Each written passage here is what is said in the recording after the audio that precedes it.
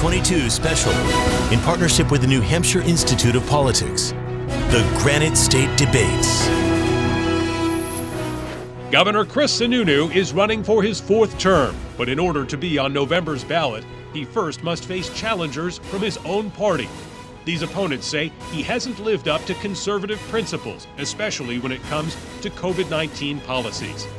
Timberlane graduate Julian Aciard served in Iraq and experienced homelessness in California before moving back to New Hampshire and joining his family's commercial cleaning business. He declared his candidacy for Congress before switching to the governor's race, saying the current governor has been too dismissive of many Republican concerns. I think it's about time that when we say we have an ally in the corner office, maybe we actually have an ally. Small businessman Thad Riley has a story of transformation. After acknowledging he was dangerously overweight, he threw himself into getting his health back, even launching his own line of exercise videos. He says that same spirit will energize his approach if elected. He claims the state has taken too much control over people's health, parental rights, and the economy. I'm kind of a voice of freedom, and I know what's going on and what folks really need. This is Karen Testerman's third run for the corner office, and she's once again saying Governor Sununu's executive orders have overreached his authority. The former Franklin City Councilor and founder of conservative nonprofits says the state has continued to exert too much control over people's lives. He has done more to violate the Constitution, which is supposed to restrict what government does. As for Governor Sununu, he's pointing to his record with New Hampshire's strong economy and national leadership on issues like the opioid crisis. There's always going to be a spectrum. So my message is always to the 1.4 million people that I represent. Tonight, the Republican candidates for governor. Good evening, and thank you for joining us for the Granite State Debates. I'm WMUR Political Director Adam Sexton. Tonight we'll hear from Republican candidates for governor. Three of those candidates are joining us tonight. The incumbent, Governor Chris Sununu, declined our invitation to participate tonight. The three candidates here will be answering questions from me and from our panelists. And those panelists tonight are WMUR anchors Gene Mackin and Steve Botari. Here's a look at the format. Each candidate will get up to 60 seconds to answer their questions. They'll get up to 30 seconds for rebuttals if necessary, and that will be at my discretion. Candidates will also be given 60 seconds at the end of the hour for a closing statement. Let's jump right into the questions, and we're going to start tonight with Gene Mackin. All right, thanks, Adam. We are here tonight because there's a subsection of the Republican Party that's no longer on board with Governor Chris Sununu. You represent that dissatisfaction. But a poll done in August by the St. Anselm College Survey Center shows that 60% of Granite Staters approve of the job he's doing. So how do you convince a majority of voters, let alone Republicans, that they're wrong about Governor Sununu? We'll begin with you, Mrs. Testerman. Well, thank you very much for the question. Absolutely, he is one who has violated your constitutional rights. He had 9 people arrested in a peaceful meeting for allegedly saying amen. He's violated the Constitution when it says that we should defend life. He is coercing the taxpayer to pay for those abortions and the destruction of human life. And of course now he's even had press arrested outside of his home when they were just covering a situation. So there are a lot of places where the governor continues to violate people's rights, as well as flip-flopping on many of the decisions that he's written letters to say that he would uphold. Let's go to you now, Mr. Aciard. Well, I think that's kind of the wrong question to be asking. I mean, we're in a Republican primary. You are running for your party's nomination just as well as you're running to represent Granite Staters. So for the Republican nomination, you should be upholding to Republican principles. We do have principles in the Republican Party, or at least not according to Alexis de Tocqueville, but I would like to think that we're aiming towards a set of principles. We do protect life. We don't lie directly to our party. I believe in Ronald Reagan's 11th commandment. You're not supposed to be shooting out in public against your own party, but yet the governor goes out and does it every time.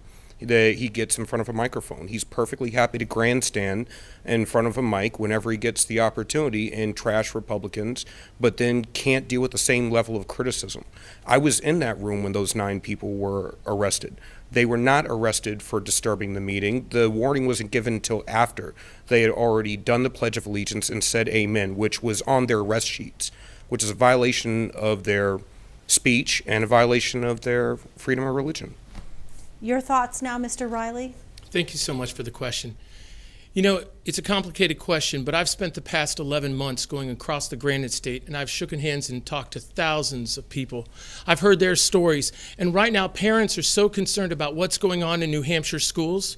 They're really concerned about their children. That's parents and grandparents. They're worried about inflation. They're worried about gas prices. They're worried about scarcity. There are so many things that are on Granite Staters' minds right now, and I've heard their stories from nursing homes to Republican committee meetings to high schools. I've been listening to what they've been saying. It is so much about their lives right now. Now they're starting to turn towards the primary season, and in these last few days, they understand one thing. They know what a career politician looks like, and they understand this. The only thing worse than electing a career politician is electing the same career politician. And Chris Sununu is a career politician. He does things every day that don't make sense to Granite Staters, but they're so busy with their lives right now. So we're here to kind of start a new thing, a new cultural movement here in New Hampshire of conservative, because it's going to take a conservative to lead us into 2023 and beyond. Next question comes from Steve Botari. Adam, thank you. Governor Chris Sununu signed a bill this summer to try to limit state and local law enforcement from enforcing federal gun laws. Do you think this construct could be extrapolated to other areas of federal law like drug, labor, or education policy? Namely, if voters elect you, are there federal laws you would bar state agencies from enforcing? Mr. Riley. That's a great question. I will tell you this. Medical freedom is an important issue today for Granite Staters, and everywhere I go, I've heard people talk about this. They don't want unconstitutional pushes into their house, into the decisions that they want to make every day.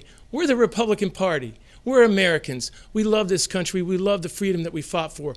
More and more, the Joe Biden administration has been overreaching their powers of the federal government. So I call it the anti-red flag law was important because it pushed back on what the unconstitutional move towards gun owners was. But I can see this with medical freedom.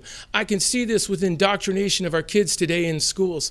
I can see this with all kinds of different ideologies that are coming out of the swamp. It's important that we build legislation.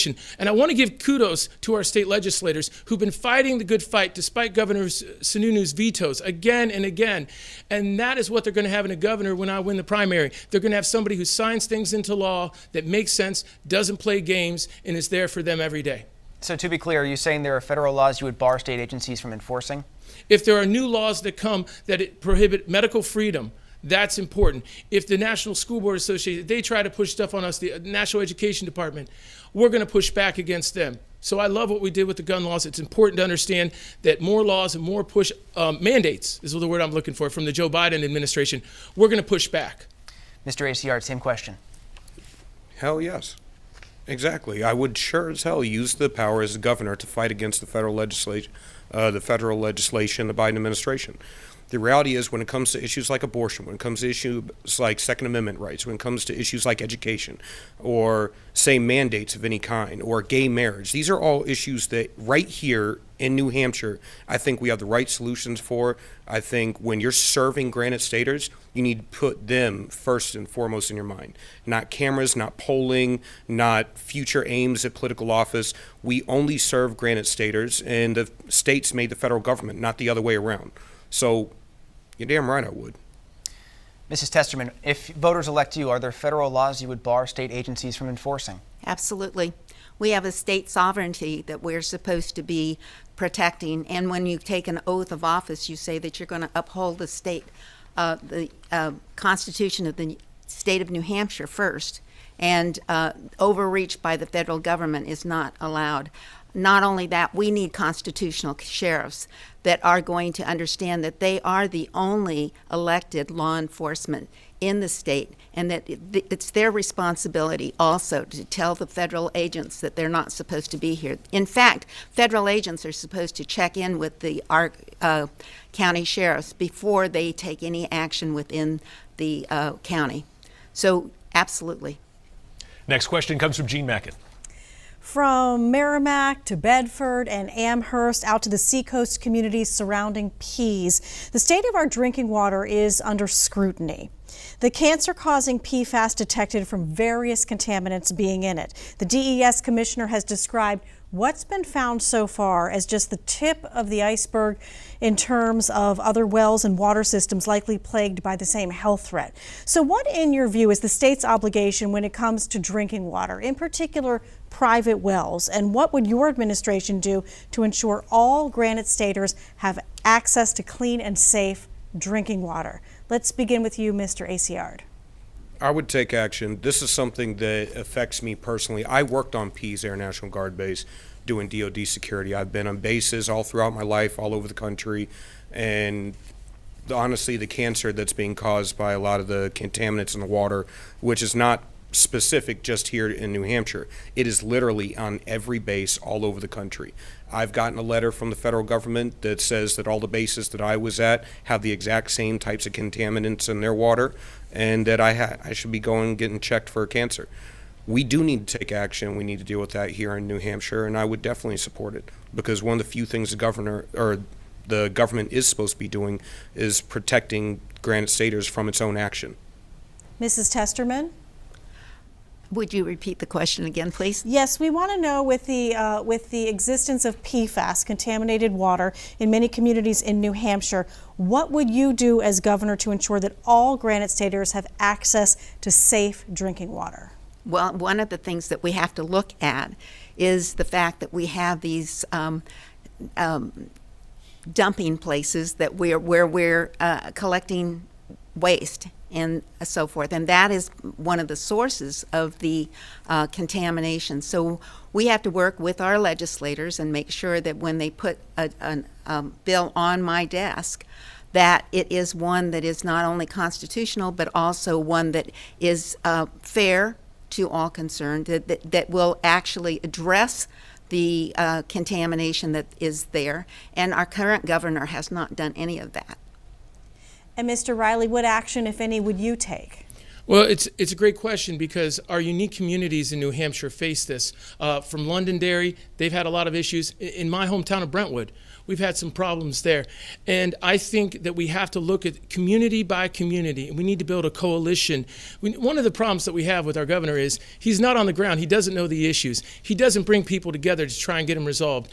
We have people who are having success in different parts of the state with PFAS, and other communities that are up in arms and confused. So we need to build a coalition of community leaders, come together, share best practices, communicate them out, and then help the towns. Now, the towns need to do a lot of this work on their own. We can guide, we can help, but it's a community difference that we see throughout the state. But what we can do then is help supply resources, funding at the state level. We had a $366 million surplus last year. They could apply for grants. We can look on how we can, because there's a lot of different options when you're talking about water treatment. We want to do the right thing, though. Communication, organization, bringing people together, and then going out into our communities and solving their unique problems.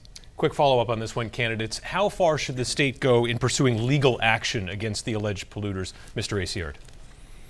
Well, if people are intoxicating the environment or surrounding communities, then we should definitely pursue legal action, whether it's against the federal government or the bases themselves or private companies. Mrs. Testerman? Absolutely, we should be pursuing any legal action that we can take, especially if it's going after your corporations or whoever is responsible. But we should be investigating it and finding out what is it that's being done, and then following through with the appropriate action. Mr. Riley. It has to be done on a case-by-case basis. There are companies that have been guilty. There have been fire departments that have been guilty. We have to make sure that we do the right thing for the entire state, piece by piece. We got to stick the Attorney General on it and make sure that they get the job done, they get the facts, and then we can go back. But companies should be liable if they're aware of what they've done, and we've got to do a better job. Next question coming from Steve Botari. Top business groups, the state's Chamber of Commerce, and a growing number of local small businesses all say New Hampshire's housing situation is hurting the bottom line and limiting the potential for this state's economy. Employers report an increasingly hard time recruiting, retaining workers because of a lack of affordable housing, skyrocketing rent and home prices, and record low inventory. How do you plan to grow the state's economy if new workers can't move here and can't afford it? Mr. Riley. Well, from my business experience, I've always been a guy that tries to get to the heart of the issue. And right now, when we look at it, it's all about builders. You know, I was in a nursing home recently, and I talked to a lady. Her husband was a builder for years here. She said the number one problem that their family had was he was gone all the time dealing with planning boards. The zoning laws are ridiculous. I think we have about as many zoning laws as any state in the entire country. I've heard that before. We've got to come to a better agreements that we can do. But let me also say this. We've got these zoning laws that hang up builders for about 3 years, right? What happens in those 3 years? They're going back and forth. The financing dries up. So by the end of this litigious process, builders are working at 6 in the morning, going to planning board meetings at night, trying to give people an idea of what the job is actually they're trying to do. And in the meantime, their financing dries up. They don't have the customers they once did, and we're back to square one. We've got to get the bureaucracy out of New Hampshire, and these zoning laws are doing more damage day in and day out for business leaders and communities and builders. Mr. ACR, to you next on this. Well, the housing market crisis that we have here in New Hampshire is also being contributed by national factors as well. You got houses that are skyrocketing. I remember my house was valued, I think, somewhere around $220,000 over what I bought it for, just in 2018. Now that's absolutely ridiculous. Almost everyone who just bought a house over the past year or so is going to find themselves upside down their loans very, very quickly while the economy's backsliding. But here in New Hampshire, we need to start focusing, as Thad had alluded to, with the zoning laws in local towns. The town's got to step up and need to start loosening and allow multifamily properties to be built, and maybe some I want to say manufactured housing is the more political correct term to be using, so that we can actually start to house people, because we're losing our youngest people in the state. They graduate and they immediately leave. Mrs. Testerman? Well, one of the interesting things about the housing market is that we're building a lot of housing that also is providing housing to the people who are working down in Boston. But I want to address the fact that we have a shortage of workers. And one of the reasons that we have a shortage of workers, and when you eliminate 63 million children over the last 40 years, there is a ghost generation. Half of those people would have been women who would have had children, and maybe even more than one child. So that is part of the reason that we're running into a shortage of our workers here in this state. And it's across the nation. And it doesn't matter what area you're looking at. There's a shortage of people to apply for these jobs. The other problem is education. These children are not being taught to read and write. We're grooming and sexualizing them instead. And yet, employer after employer will tell you that half of the people who apply for a job cannot read, write, or compute to be able to fill out the application. Next question, candidates, is on education. In New Hampshire, we know a big portion of school funding is tied to the property tax base of the school district. In this system, poorer towns always have to pay higher taxes just to meet the basic needs of supporting a school, while wealthier towns pay less. Do you think this is fair, and what would you do to change the system? First to you, Mrs. Testerman. Well, first of all, as city councilor in Franklin, I was fighting this problem because there's so much federal money that's coming into this state that controls what we do. So when you ask the local school board to do certain things, they'll tell you that they can't because the federal money has certain strings attached to it. They can't. Most recently was the almost $800,000 that was given for one trusted adult in every home, in every school, for every child. Who is that one trusted adult? And and it's all federal money that's coming in and saying what needs to be done. But what our bigger problem is our children need to know how to read, write, and compute. And they are not learning that. Instead, they're getting value education, critical race theory, social emotional learning, all of these other things that do not belong in the schools and are not helping them to get the tools that they need in order to operate in the bigger community. Mrs. Testerman, do you think the system is fair, though, the funding system? The funding system, absolutely not. I think that one of the things that we have is that Mabel, who owns her home now and pays for it, will actually possibly lose her home because of the increase in school funding. And so it isn't, the whole system is not fair, and we need to find a better solution for it. Next, same question to you, Mr. Riley. All right. Well, having served on school board, dealt with budgets, having 4 kids currently in New Hampshire public schools, I have a lot of thoughts on this. I've really dove into it. I probably can't get into all the details.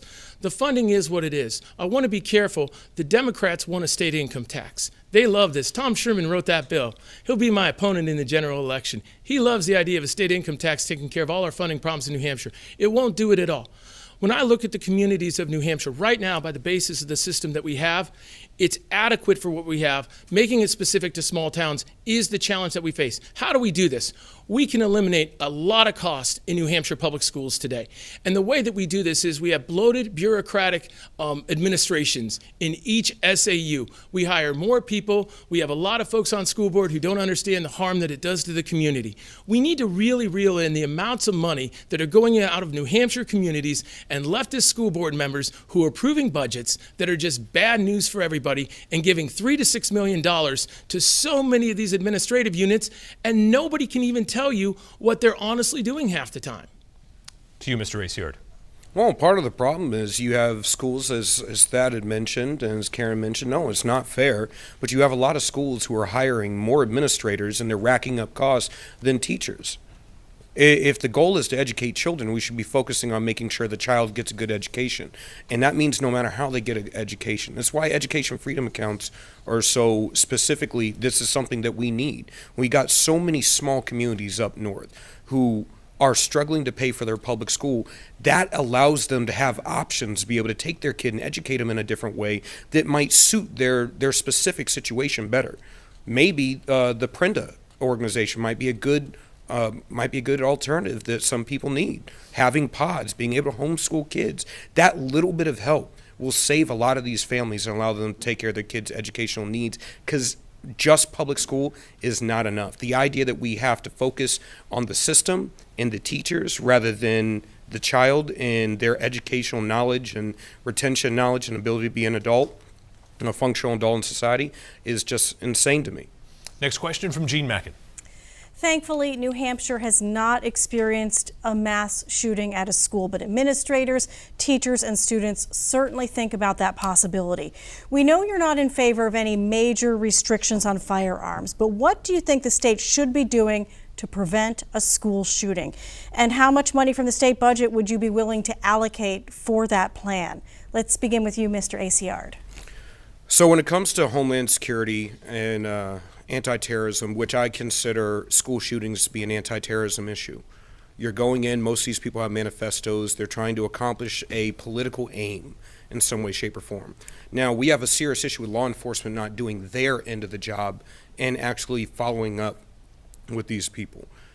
All these mass shooters, save for a few over this past year, got their guns illegally by harming or stealing them from a family member, which means they weren't locked up, which is a safe practices issue. Now, it's not something that you can take care of with legislation, because legislation doesn't stop bad people from doing bad things. However, they also made a manifesto online, publicized it, said very specifically who they were going to attack and what they were going to do, when they were going to do it.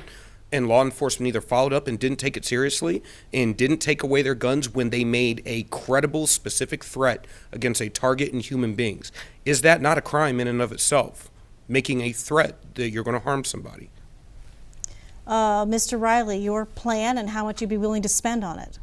Well, first of all, there's a couple of pieces here to this. I have a background with large building security, and when I was on school board, I did a lot of specific training, active shooter training, and understanding what was at stake. We know what's at stake, but what was going on when an active shooter came into the building.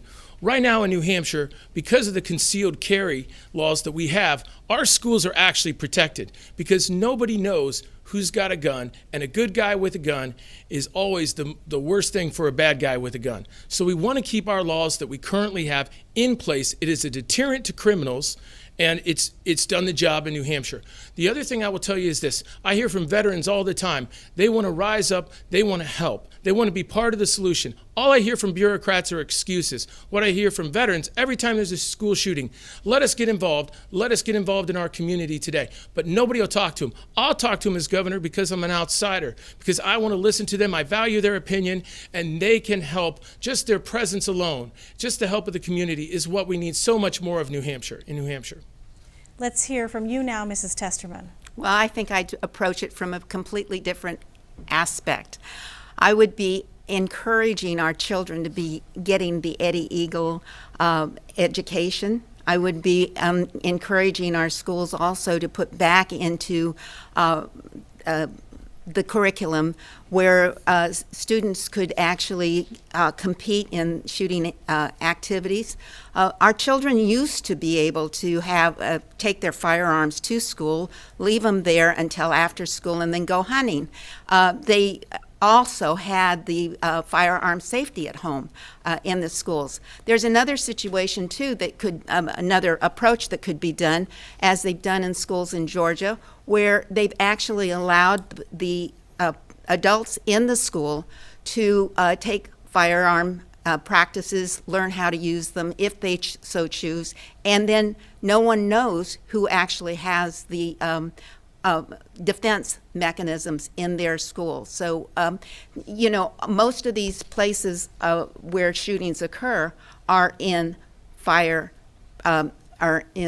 gun safety zones. Thank you, Mrs. Testerman. Next Sure. question from Steve Botari. Everybody watching tonight has felt the pinch of higher energy costs, some facing very tough choices now about what bills to pay. You're all in favor of fewer government regulations, but when it comes to energy specifically, does the state need to intervene to lower consumer costs? If not, how, as governor, would you try to lower prices for Granite Staters? Mr. Riley, to you first. That's great. The state has already intervened. The governor's office has, actually, with just getting behind poor policies. He wants wind turbines all over the state. He's been for them since 2019. They destroy our ecology. They're going to ruin the coastline. We have 13 miles of coastline we have to protect for the fisheries and lobstermen. You know, renewable energy is often a bad idea because it just doesn't produce. Nuclear is the way to go. Natural gas is the way to go. And the influx of those two in New Hampshire. But instead, we're making deals. We're watching Vermont and Massachusetts shut down nuclear power plants. They're on our grid. That causes us problems. We've got one in Seabrook. We've made no deals to get that type of nuclear power here in the state because it's owned by Florida and it goes out of state. We need to protect New Hampshire. We're not a dumping ground for the surrounding states. New Hampshire first is what we've got to be all about when it comes to energy, not giving people a $100 check. We need solutions. We need the right people involved, people who aren't going to bow to the woke mob, who tell them what is right and what is wrong, and they actually have the guts to stand up against this kind of stuff and do right for the people of New Hampshire. Mr. Aciard? You know, that is right, and so is Karen. I'll consider green energy to be something that we can do in the future when I actually see a holistic response in how to actually go about it. Wind turbines can't be disposed of properly, neither can the solar panels. Honestly, it's a really bad joke. With that said about what he said about the nuclear power plant over in Seabrook, that is completely accurate. We have a serious problem with having a major energy source right here in the state that we're not tapping into. This is like having a second income, but instead you're going to foreclose on your house because you don't actually use the income. It's absolute stupidity. It's getting behind bad policies, and it doesn't put New Hampshire first. But we also need to be taking it right to Washington because we have the Biden administration right now who is jacking up energy costs because they have overtly decided to attack nuclear, natural gas, and coal energy. We get a lot of our energy in New Hampshire from natural gas. We need to be getting more. It needs to be easier to mine and produce coal-related energy here in the state. But you can thank the Biden administration because, to be honest, there's not a whole lot a governor can do when national policy is shutting down capital investment in energy. Mrs. Testerman, how, as governor, would you try to lower energy prices for Granite Staters? Well, actually, I've already taken action on this particular situation. I sit on a national Secure the Grid coalition talk every week. And one of the things I did was to bring in an expert who was talking about how do we use the unspent nuclear fuel that exists over at Seabrook currently that would actually fuel the state of New Hampshire as well as the New England area for the next 250 years. I invited the Science and Technology Committee over to my house so we could introduce this idea. I tried to get Governor Sununu to sit down and talk to us about it, but he didn't have the time to do so. But we actually got a bill passed this last session that is supposed to put together a commission that will study how do we use new reactors to use the unspent nuclear fuel that's over in Seabrook. And that would put us on a really good situation where we might even have a flat rate for electricity. Quickly, we heard Mr. Riley slam the $100 energy credit that Governor Sununu has proposed. Mrs. Sesterman, do you think it's a good idea or a bad idea? It's a bad idea. Anytime you have subsidies, it's just robbing Peter to pay Paul. And Mr. Aciard? It's an absolutely horrible idea. It's political grandstanding ahead of an election. It's exactly what politicians do all the time. And he's doing no different. That's just, I mean, right now he's over at a fair instead of being here asking for the Republican nominee in a debate. Next question coming from Gene Mackin. All right, thanks, Adam. For several years now, some lawmakers have been trying to revamp the 2018 bail reform law that made it much easier for criminal defendants to be released after they're arrested. Critics of the reforms point to examples like one from just last week. A suspect charged with murdering a 75-year-old man on a walking trail had been released from jail on personal recognizance bail earlier in the summer after police say he tried to stab someone else in Manchester. At the State House, one of the key obstacles to making legislative changes has been Liberty Republicans who vote with Democrats to protect the 2018 bail law. As governor, would you make reform a priority and try to convince those fellow Republicans to change the law, and how would you do that, Mrs. Testerman? Well, one of the solutions would really be to, part of the problem is that you have to wait. If you get arrested on a Friday night, you have to wait until Monday in order to see a judge. So one of the solutions would be to have maybe a 24-hour access a judge on call so that you could get 24-hour access to it. There's no reason to reduce the bails, and bail reform definitely needs to be taken care of. Mr. Riley, your thoughts? Yeah, so first of all, let me say this. Things are not getting done with the Republican legislature because of the governor. Our state reps and our state senators are working hard every single day. Bail reform won't happen under Governor Sununu because he simply can't work with them. He's called them petulant children. He refers to the Republicans as the party of no, and he even called President Trump bleeping crazy. This is not someone who wants to work with our legislature and get anything done when it comes to bail reform or any of the more serious issues. I will work with them on day one. My team will get together. We will get behind the scenes. It's going to be a lot of work, but we can do it. We have so many colossal problems right now. We have fentanyl dealers that are getting locked up for 22 months. We've got to get this fixed. We've got to help law enforcement. We got to give them some support because they're down on head count across the state. So bail reform, yes, I'll work hard on day one to work with our legislature. I can't do that. We don't do executive orders as the governor. It's very important to follow the Constitution. So it's got to be done with the legislature. But yes, we'll make colossal changes. And Mr. Aciard, your thoughts on bail reform? You know, I know a whole lot of those Liberty Republicans. They happen to be friends of mine. Now, occasionally we get a little bit too embroiled in intellectual purity arguments. We try to do, and this happens on the other side of the aisle as well, we try to act as if the world is how we would like it to be versus how it actually is. Violent offenders should not be getting released on bail or released on their own recognizance before we've had a chance to actually see whether or not they're another hazard to the community. If you're an habitual offender, you're a violent offender, and you're going out and you're harming the people in your community, no, you should not be given a chance to go out and do it again over a nice weekend of drinking and boozing it up with your buddies. That stuff that happened in Manchester was absolutely horrible. The things that happened on that trail were absolutely horrible. You see it in states all across the country, whether it be New York or California. You see these exact same types of laws, and it's a chance for good-hearted people to not take the world as it actually is. Next question coming from Steve Bottari. Members of your party brought forward a bill earlier this year that they say would have given parents more oversight of their children at school. But the so-called Parental Bill of Rights, even if it managed to pass the House, was essentially dead on arrival after the governor promised to veto it when the Attorney General's office raised concerns the bill could violate the state's non-discrimination laws.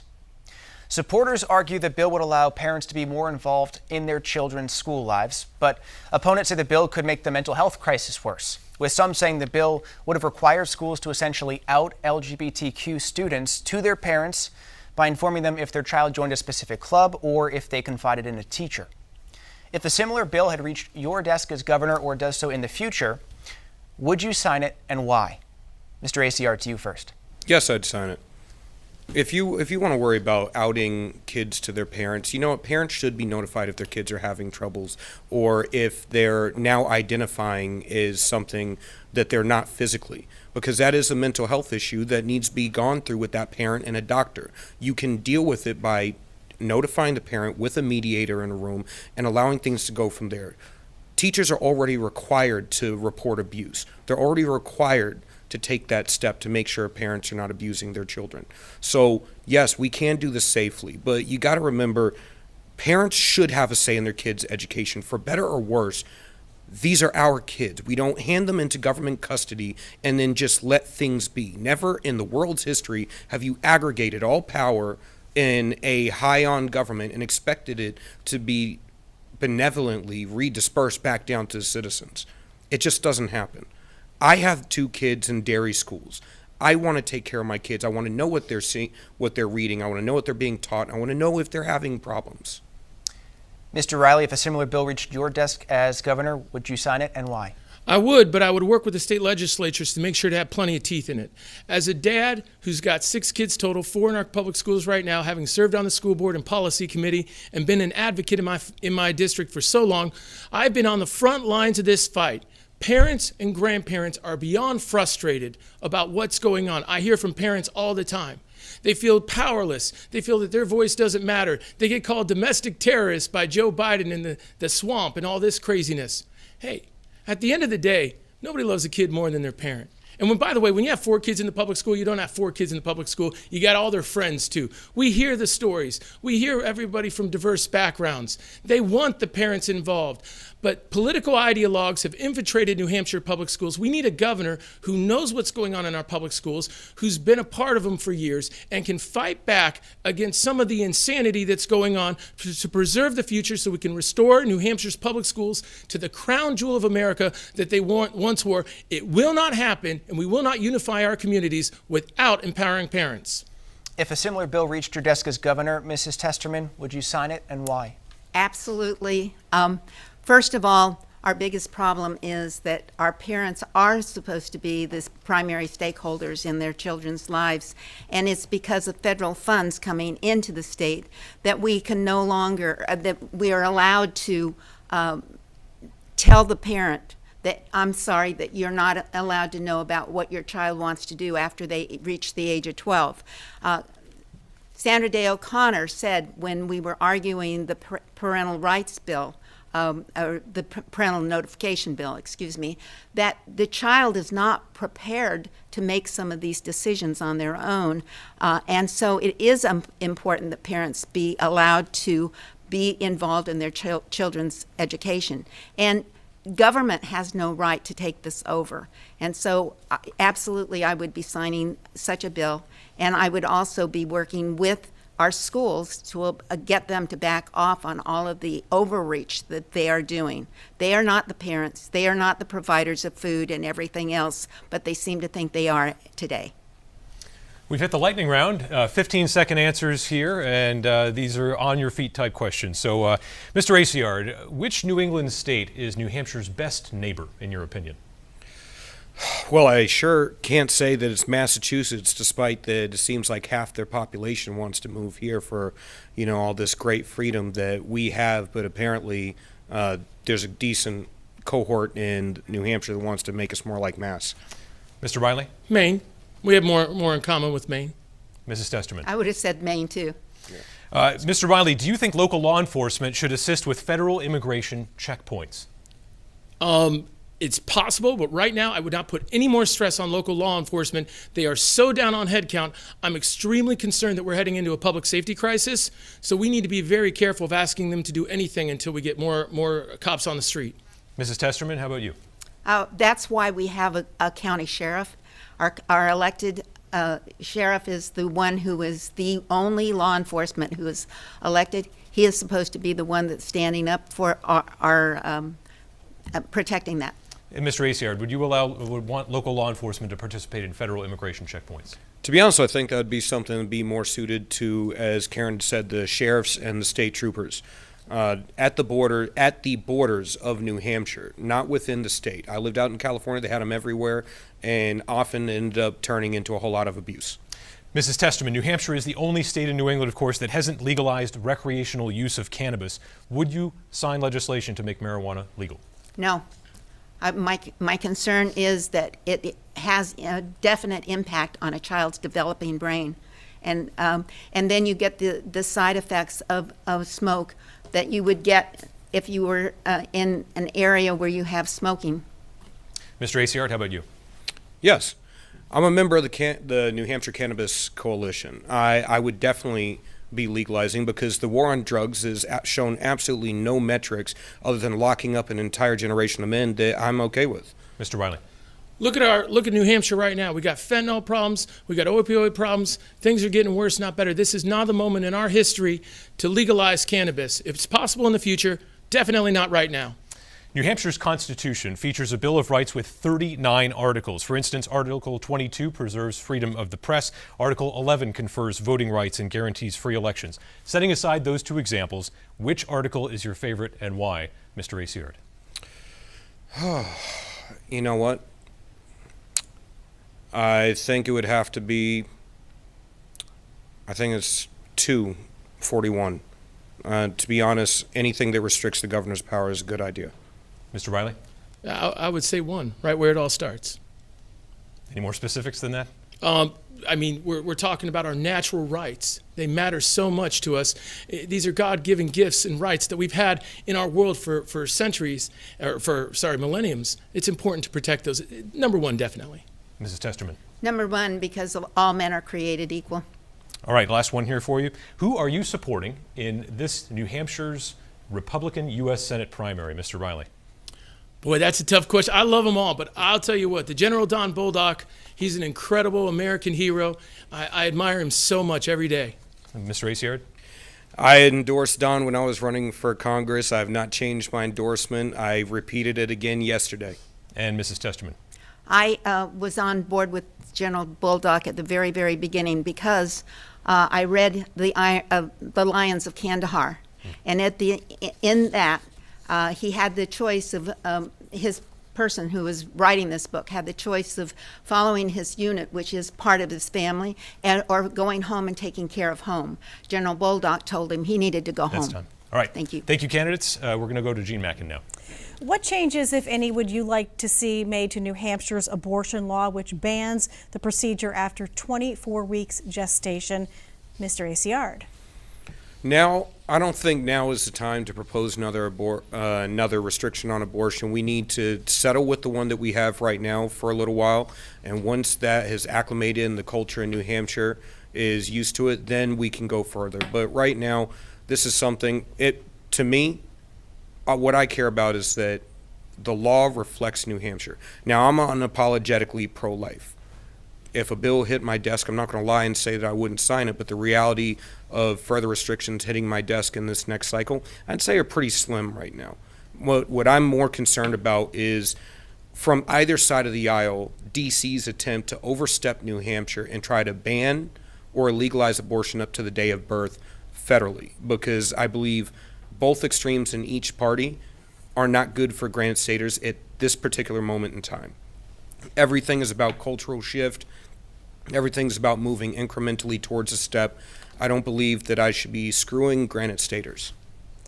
Mr. Riley, would you like to see any changes to the state's abortion law? I disagree with Mr. Aciard, and here's why. We look at 39 countries in Europe. They're about 15 weeks.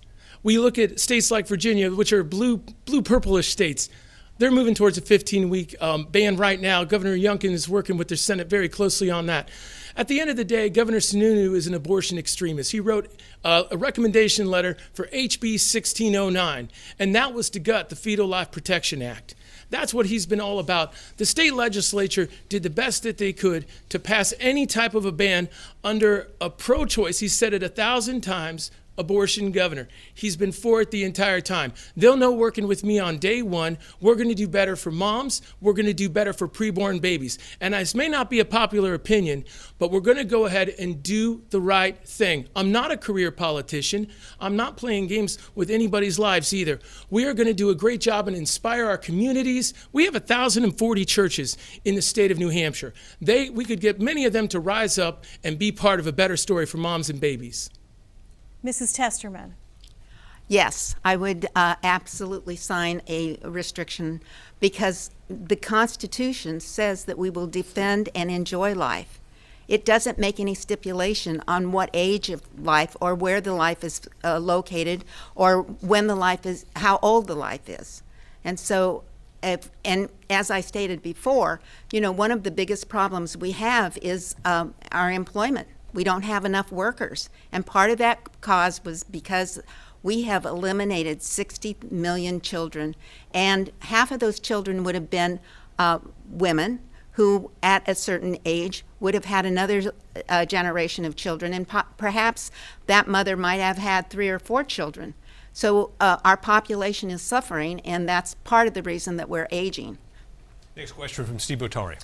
Adam, thanks. The man you hope to unseat in this primary is running for a 4th term as governor, but some have speculated that he has presidential aspirations and could run in 2024, considering recent trips and some comments he's made.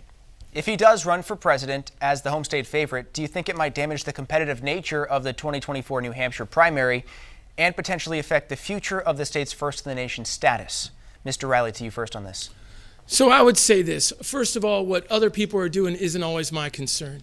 I'm more concerned right now about Granite Staters and the stories that I've heard all throughout the state over the past couple of years. We are living in serious times, and the moves of a career politician are honestly the last thing that's on my mind. We need to get serious, and we need a serious candidate to be our next governor. And playing games nationally, this is not the moment. People are hurting across New Hampshire. And we're talking about one person's political future and how that may affect an entire state. Maybe the problem right now that we face politically in New Hampshire is this right now, that we're pausing to see what one person does in a state of 1.4 million people that are struggling and hurting more than ever with money, with fear of energy crisis, heating oil going into, that's the stories I've heard in nursing homes about single moms and grandkids. What are they going to do with the heating oil this winter? I don't care what a career politician does with his life. I'm sure he'll figure it out on his own. New Hampshire needs to move forward into a positive realm, and they need to do it now. Mr. Aciard. To be honest, I don't care what the governor does. Do I want to see him as president? No, because if we're going to send from here, from the Granite State, I want any Republican we send to actually reflect the Republicans here in Granite State and the Granite State overall. I don't want anyone going to D.C. who I've already seen capitulate to D.C. I've already seen capitulate to the woke mob. I've already seen put on shows, and as the governor's been known so far, is the photo op governor. He's everywhere he needs to be to, shake a baby, kiss a hand, or pose with some kids, except right here on this stage, asking for the nomination from his own party. Do I want a guy like that going to D.C.? I don't think so. But that is right. This is not something we should be focusing on right now. In 2022, we have serious issues that are happening in the state. We have serious problems we need to take care of. I myself just paid over almost $700 on my electricity bill. My gas has doubled over the past year. It's getting ridiculous. Mrs. Testerman. It's interesting that the governor has put our state at risk because he is allowing the unconstitutional counting machines to continue on. I actually was one of the people who filed a notice of trespass with the governor, notifying him about our reasoning on why the electronic voting machines were unconstitutional. He has done nothing about that. As residents of New Hampshire, as citizens of New Hampshire, we do have some very serious things going on. The projection is that our electricity bills are going to be quadrupled in January. And while that's sitting on our desk, we should really be focusing on how are we going to help our neighbors? How are we building our communities? We need to get back to neighbors knowing who neighbors are. What are your capabilities? How can we work together if we need to? Next question from Gene Mackin. State liquor stores took in $771 million in gross sales in fiscal year 2022. New Hampshire has a monopoly over selling hard liquor, which means a small business owners cannot open a store to sell it. Should this change? Let's each take 30 seconds to answer this, beginning with you, Mr. Riley. I was just in one the other day, and they actually did a tour. I got to meet a bunch of employees. They're drastically understaffed right now, as we have a colossal issue with state employees across the board, Department of Transportation, all these different groups. We got to fill staff members. Anything that we're doing with the state liquor stores right now is a colossal concern. We need to privatize this. We need to capitalism at its best. I don't like it. I don't think they even like it from talking to a lot of the people that work in the liquor stores because they don't have the headcount to help out right now. It's not being run properly. We need to fix it. 30 seconds, Mr. Aciard. I'm not okay with any government monopoly on an industry. I think it's absolutely horrible that the government in New Hampshire is engaged in selling liquor, and liquor sales over the course of the pandemic have skyrocketed. Apparently, it's one of the few businesses that you don't shut down when you shut down a state. Apparently, we're okay with shutting down churches, but we can't but we keep the liquor stores open. The governor's priorities have definitely shown through this year. However, no, I don't want a government monopoly. I want it opened up to the private market. All right, let's go to you, Mrs. Testerman. I do not think that government should be owning liquor stores or ski slopes or any property where private business should be taking it over. Let's go now to Steve Botari. As we talked about earlier in this debate, a major criticism you've had of Governor Sununu is his handling of the COVID pandemic. You've all made it clear you're against mandates. If another crisis like COVID were to happen, where a deadly, unpredictable contagion was spreading through the population, what would be your plan to contain it and to make sure that the hospitals, healthcare, and nursing home systems wouldn't collapse? Mrs. Testerman. First of all, I would not be issuing 21 executive orders and 90 emergency orders to control the people. I would be allowing the people to exercise their individual responsibilities to assess their own situation and in what there is information out there and how they should handle it. The fact that 85% of the COVID deaths occurred in our long-term care facilities and masking those poor people with allowing them to die by themselves or without family members was an abysmal thing to do. I would be actually making sure that we did an investigation on how and why it was occurring in those long-term care facilities. Mr. Aciard. As far as I'm concerned, I think we should educate, not legislate. We should be putting all the information out there, daily press conferences, making sure Granite Staters know exactly what is going on with the virus, differentiating between the numbers and the different WHO codes between dying from the virus and dying with the virus, because that unfortunately skews the numbers and it drives up fear, and the fear drove people to bad practices. When you start mandating what people do and the choices that they make, all of a sudden people get naturally oppositional to anything that you're mandating, because we're adults and sometimes we retreat to our worst nature, and just because you told me to do something is exactly why I won't do it. So if we put all the information out there, allow people to make the proper choices, and to be honest, same with our schools. Teachers did not need to mandate masks. We did not need to force it.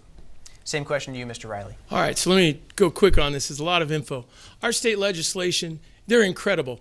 It's the most powerful part of our government here in New Hampshire.